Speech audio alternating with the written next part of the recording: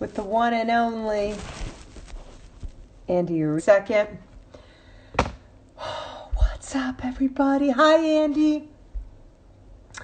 Can't wait to see you. Can't wait to talk with you. Yay, here she is. Got to get a better view here. There we go. Hi. Andy's coming in. Hi, Andy. How are you? I'm okay. How are you? I'm doing all right. Yeah. I'm doing well, thanks. I miss you. I know. I miss being in the studio with everyone. Yeah, yeah. So, what have you been up to in this crazy time? How are you coping? And give us some points of view to help inspire us. Um, well, I mean, I'm sure everyone kind of went through it. It was really hard at first. Um, and I still have like ups and downs and days where I'm like, what am I doing with my life? But it's been cool. Zach and I have been just kind of finding different outlets since, being able to dance is a little limited right now. So I've been learning to play the ukulele very poorly. I doubt that. I'm sure it's great. And I've been drawing a lot, kind of like painting, kind of don't really know, but and baking a lot. Oh, Yeah, just trying to stay busy and keep that creative side kind of satiated in one way. yeah, yeah, yeah. I mean, it is definitely pulling on all of us in so many different ways. And, trying to figure out each day you get up, it's like, what am I going to do here? Yeah. I mean, um, yeah, I don't want to get into my own thing, but yeah, it's just been quite a journey. And I think when we get all the way through this, that we're gonna find that we've learned that we're a lot more resilient than we realized, that we've learned something about connecting with each other, and that I think there's going to be this renewed vigor and passion for what we do, which is share our heart and soul through dance. So let's, these lunch breaks are a chance for us just to get to know you. Everyone gets to see you perform and your beautiful dancing, but I wanted to share with everybody who's Andy. And so can you just tell us where you grew up, and, when did you start dancing, and when did it click for you that you wanted to do ballet or dancing as a professional? Well, I grew up in Irvine, California, born and raised. I even went to, after I graduated from high school, I went to college there too. Hmm. Um, and after that, I came to BalletX.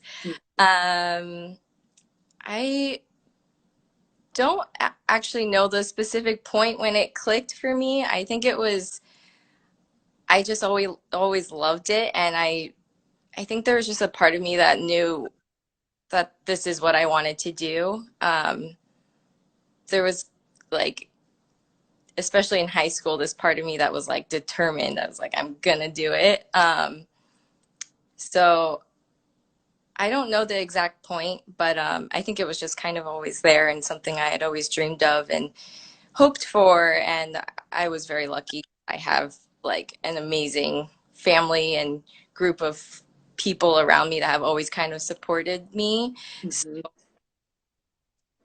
I felt very lucky because I got to be able to pursue it with like, jump with my body in. Hmm. Um, so yeah. Yeah.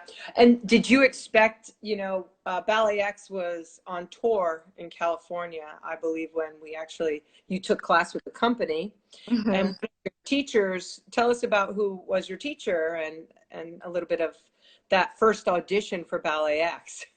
Yeah, so it was my senior year in college at UCI, and my professor, Jody Gates, she kind of mentored me to figure out what path I wanted to go on. Hmm. Uh, and I made this list of companies. There was like a list of companies that were like a reaching company, ones that I thought were more in what my range was, and then like maybe like smaller ones underneath that. So I made like three lists, and BalletX was on it, and she was bringing BalletX in for the Laguna Dance Festival, and she was she got me connected with you guys to take class. Um, so I took class on stage with everyone. I was so nervous. um, and the rest is history. Hired you there. It was thrilling. What year did you join Ballet X? 2012. Wow. So you're Yeah. like, yeah. I mean, the company is going into its 15th year next season. But there is a staple group of you that joined us around 12, 13, and 14 that have really been, together for so long, growing. What has been a surprise aspect of being in a dance company that you didn't expect before you joined? I guess I didn't realize it might be very specific to Ballet X, but I guess I never expected to have like such a close connection with everyone. It was just something I never thought about. It was always like the goal of getting into a company and like working your butt off got in. But Mhm. I think how close I became with everyone, and even like through the years as people have left and come, and every year it's like it's sad when someone leaves, but then someone new comes in and find like they kind of fill a different part of your heart. Um, and I just feel like it was something I didn't expect to just meet this array of people and we all become really like family here, you know? Yeah, it's so true. Well, you've been in the company where a person will come in and actually have the opposite effect of what's that like for all those people who Yeah. want to know how strong a personality can be in a room, right? And Hmm. what does that affect, the positive and the negative, when someone tell us? Um, yeah, well, we're such a close-knit group. So I understand that it could be intimidating to come into our company because we have all these inside jokes and we almost have like our own way of speaking when we're around each other. Um, and because of that closeness that we all have, when you have that one person that kind of is like in that back corner that is like withdrawn and not like open and accepting, there's only 10 of us. So you just like, you feel it immediately. And everyone is so sensitive in the company, I think, just naturally. So they kind of, it affects the whole room. Like you could tell in like other people around them that um, they feel it. So they get a little uncomfortable. So I think like staying open and giving it the time for, you know, the individual relationships to develop. Sometimes it just takes time. Yeah, yeah. Sometimes it takes time, and sometimes people are misunderstood or misunderstand. And those are always challenges. Like I think we really try to work hard at Ballet X to communicate, right? And help each other understand our intentions as we work individually and then together. Um, how do you stay motivated each year? I mean, we're always changing choreographers and we're, always pushing to do new works. What's your base in terms of what drives you? And then how do you stay motivated? I think I'm actually really inspired by my coworkers, the dancers around me. Um, no matter what process we're in, we are able to kind of have this unity and community around us. And we're all so different, which is super great for me because I love to watch how different people kind of interpret things. Like if we're given, if we're learning like a phrase, I'll be like focusing on myself trying to figure it out, and then I'll like take a look at like Chloe or Zach or Kylie, and it looks like a completely different phrase sometimes, but we're doing the same steps, but just our interpretation is so different. And I think it kind of forces me to shift my perspective to be like, oh, that's interesting that they naturally did that because that wasn't my natural. And it kind of motivates me to kind of continuously try and see everything in a different from a different angle. And the energy in the room kind of motivates me every day, you know, taking class. It's it's hard to always be just pushing yourself, you know, you always try, but it's always nice when you have that energy around you of the people kind of pushing you too. Yeah, yeah. What did it feel? I mean, you've been in the company where there's been a lot of significant changes. What did it mean to move into our dance center 2 years ago? Oh my Because for gosh. mere choreography. Oh, it was amazing. It was just, we had kind of, I didn't realize how big of a difference it was going to make. You know, even just like the small things, just having a place to put my stuff as opposed to just like carrying bags of point shoes around, you know, to and from the studio. Just like having like, you know, my little corner of where I could put my things made like the world of difference. And it just, our space is just gorgeous too. There's this like airy feel to it that makes you feel like you're almost floating. Um, it, you know, I didn't realize until we moved into the space, it had been feeling like this, like almost like my eyebrows were heavy or something. Sure. And all of a sudden, it just like, it just felt so right. It felt so, yeah, it just felt great. It was, and we all kind of like made it home so quickly. I think we just, everyone, and especially you, needed a home. So it was just incredible. Yeah, it's been amazing.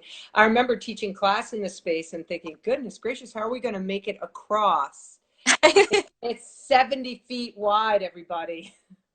So we were going from these tiny little, they weren't tiny. It just where we were training, there was a ledge, a lifted stage, and so if you really gave all your power and tombe par glissage jeté, you could, stumble off into the dressing room. Yeah, you can like gun it in our studio and not be afraid. There's plenty of space. So you've also kind of been through the progression. I was like noticing our work was getting really sock driven and really heavy. So I've really pushed for point shoes because I'm interested in expanding the vocabulary of ballet. Like, what can contemporary ballet look like? Have you noticed that we're doing a lot more point work? What did that feel like? What do you tell me about the shoe Um, and the with the point shoe? my feet were hurting more. No, but yeah, I think my first year, a lot of the ballets were in socks. And then as like the years went on, we started to do more and more point work. And I think I think my point work's gotten way better. um, and it's interesting because the way people interpret using the shoe is so different. Like Matt has a very specific kind of point vocabulary. It's like somehow grounded, but also you're in the boot. And he's able to make it feel like it's not an extra thing on your foot. It's just Yeah. like you. Um, Mhm. and then there's like Niccolo where you use every part of the box like to the extreme. Uh, so it's been cool to kind of find the different levels of point work. I'm really bad at the like retracted foot hops on Oh, point. yeah, yeah. We don't too many of those. Yeah, but yeah. So Did we do like any hot point? finding Yeah. different ways to use my foot. I think it's different to realize that there are so many ways. I think when I was doing mostly ballet, it was either just like up, down, demi point, but we really like go to the extreme of every angle. Yeah, yeah, yeah. And you've got a really super developed, amazing foot. So it's got to be hard, a little nerve-wracking because your foot probably feel, I mean, I don't know what it feels like. My foot was not like that, or it's not like that. Mine stopped. But yours just keeps on going. And yeah, it's got to be a little nerve-wracking thinking that it can maybe just bend in half like a banana. Yeah, it made me realize that everyone's feet are very different, Right. as resilient as others, but they do go over. Yeah, they do. They do. Do you recall a moment, a ballet that you were part of making that just you never want to forget? That you want to be in a rocking chair when you're old and remember? What ballet would that be? I mean, you can name a couple. Yeah, there have been so many that have just been great experiences. I think first thing that comes to mind for me is Beautiful Decay by Niccolo Fonte and Sunset by Matthew Neenan. I think those two just kind of shine the brightest in my mind. It was, I mean, when we did Beautiful Decay, it was the end of my first year with BalletX, and I had just never done anything like that up to that point. Just so much technique, so much artistry, and so much passion, all kind of like into one ballet. Mhm. And then the year after, we did Sunset, Mm. and that was just a whole nother artistic journey that I got to go on, and um, character development that I had never got to really experience before. I think those two are pretty special. Mm. Yeah, Bill is commenting that the duet with you and Zach was still one of his favorites, as was mine. Um, totally beautiful. And what was special about those, they were full-length ballets. Do you notice a difference? I mean, there are some full-length ballets that don't quite get it, the whole idea, some that like get it and go beyond. For you, is it different doing a three-bill program than it is doing a full-length ballet? Yeah, I enjoy both, but it is when we do a three bill show, it is an interesting thing to kind of, after one piece, shift your mind to go into the next. Mhm. It's like trying to create three different worlds within one night. Can sometimes be hard. It's emotionally, sometimes it's hard for me to get out of one mindset. I have to like kind of force myself out of it to like shift next. It kind of resonates and stays with me for a little. And Mhm. the other pieces, you don't really want that filter from the previous piece on it because they're completely different. So when we do a full length, it's nice to kind of stay in that mindset and that world and that journey. You kind of get the like full experience as a performer too. So Yeah, yeah, so true. Do you like being a part of new ballets, and what is it that you like about, working with choreographers? yeah, I love it's just been so cool how many we do, and how different I can kind of try and get my body to move. I love learning different ways of moving, and I think it's cool to even just like meet different people. They show you different perspectives, and um, they see you differently, which is also an interesting thing. What one choreographer sees in you as a dancer is different than another, so it pushes like different parts of you. Um, Yeah, that's so true. And it's like when you finally feel seen by someone, it's just like, oh my goodness, because being a professional dancer, it's so much internal push, push. Very few moments do you feel like you're seen or there's any, gratitude. It can be, when I was dancing, it feels like you're just you're being consumed, right? So when a choreographer or a teacher or someone sees you, it's like, oh, it's so filling. You know, it's like those days you complete four pirouettes and finish in fourth. I mean, dancers are so resilient, artists, you know, musicians. It's so incredible what we do and strive and what we do. Not me, I'm not a we anymore, you. But that push, right? The push when you feel like you can't push any longer.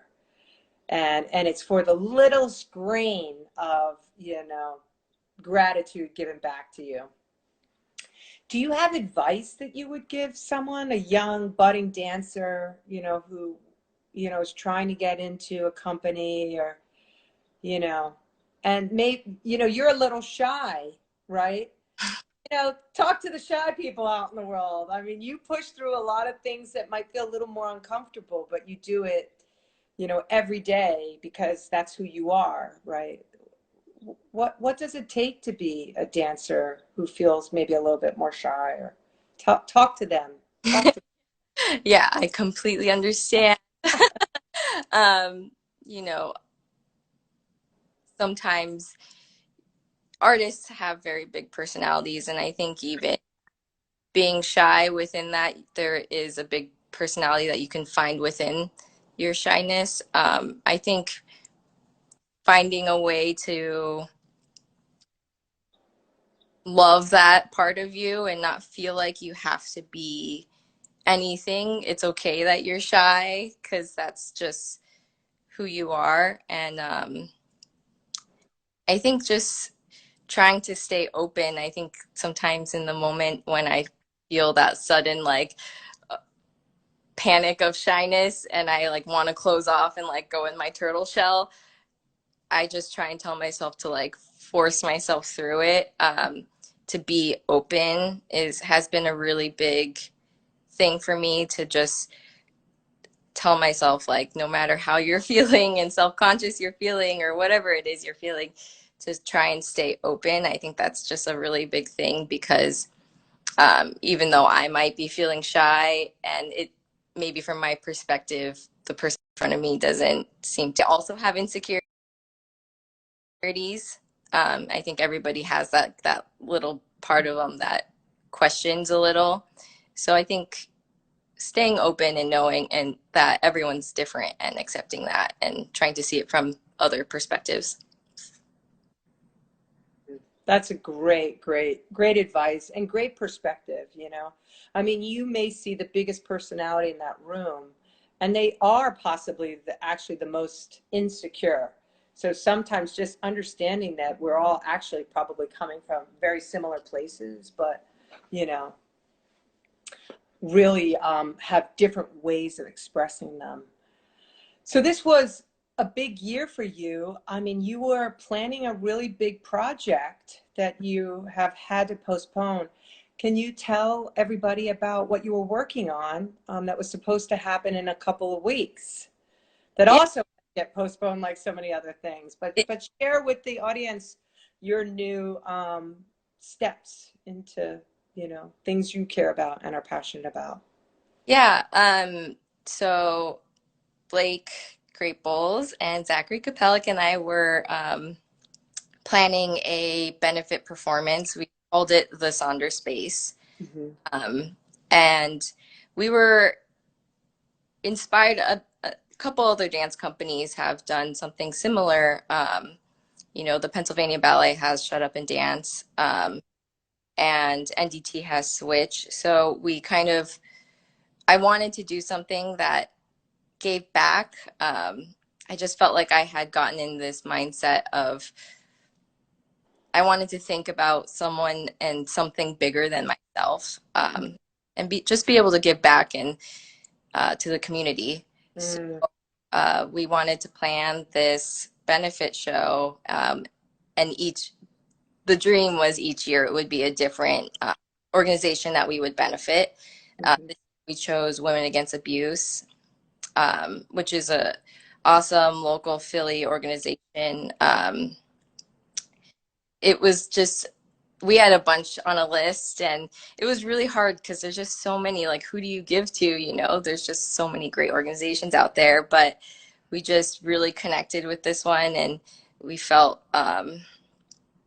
it just felt right. So we picked Women Against Abuse, and they help with not just women, but people in domestic violence, like in those situations, and they help them legally, they help them, mentally, they have safe havens for them, just kind of help them see a plan B when they feel like there is no plan B. Mm. Um, so we were really excited about that. We're gonna still push for it once all of this is over.